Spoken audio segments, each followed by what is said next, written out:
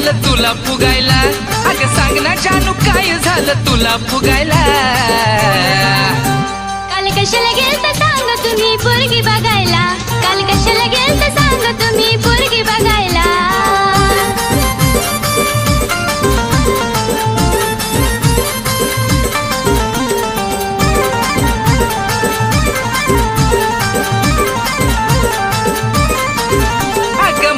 प्रेम फक्त तुझ्यावरती खरं हाय, पण घरच्यांचा शब्द मी मोडू शकत नाही.